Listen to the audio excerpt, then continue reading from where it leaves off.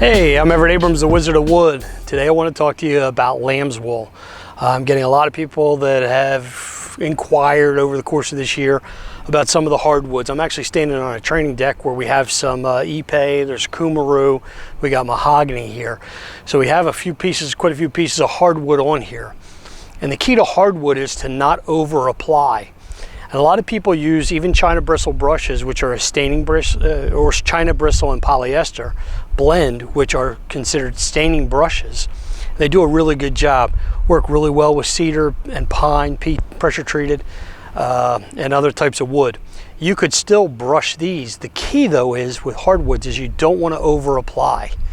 And when you don't want to over apply, that means you don't want to leave it puddled. If you do, then you have problems, specifically with oil-based products. So what happens is if you leave it puddled and it doesn't get into the wood and it doesn't dry well, it stays on the surface and it gets sticky because it didn't get into the wood.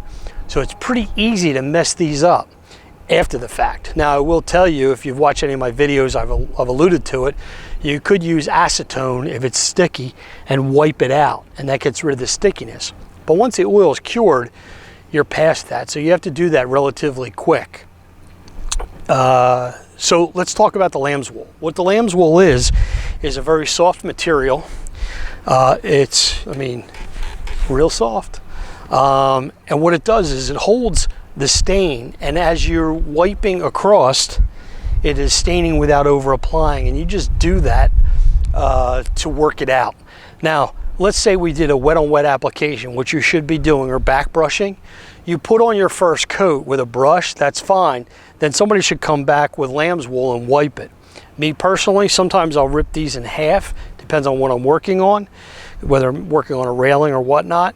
And sometimes I leave it whole. A lot of times I'll put on a glove and I'm just using the lambswool myself.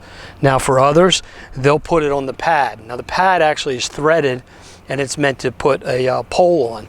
And basically you're going to take your two wing nuts off and you're going to pull this up. You don't take them all the way up. You could, and then put them back on. And then what happens is your lambswool goes in here and covers out the bottom so that it actually looks like this. Okay, and you can see it clamped on there. You want to make sure you turn that and make sure it's tight, clamped down. You don't want it to come out while you're working.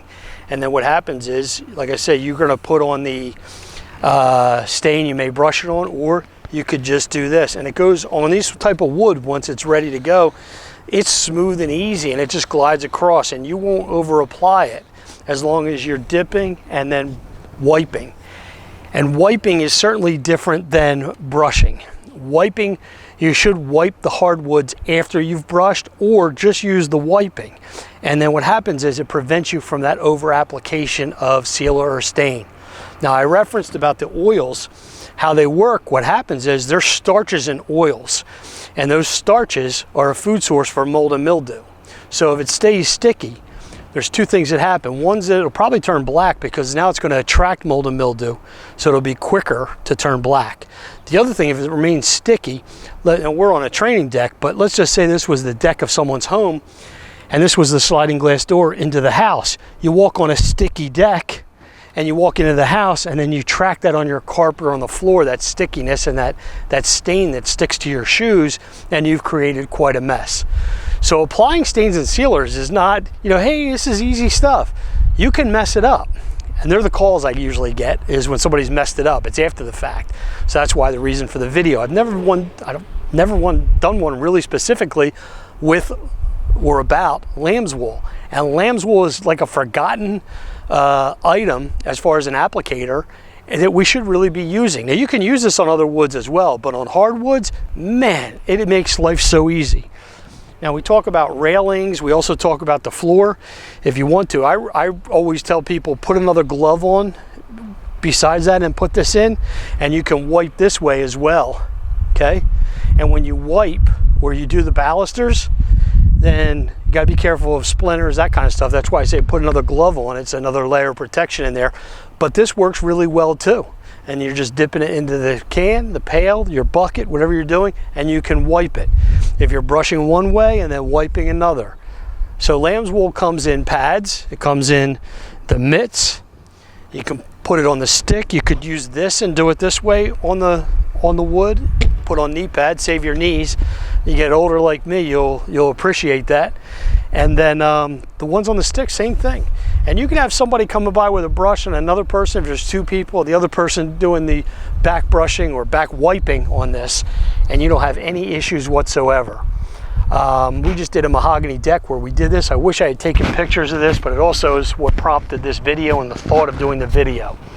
So next time we have a hardwood deck and we're doing some wiping, I'm going to do another video showing that actually in use as we're doing it. But for now, I want to get this video out to you about Lambswool.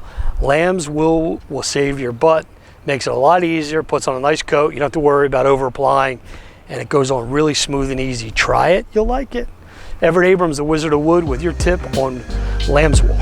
Thanks for watching.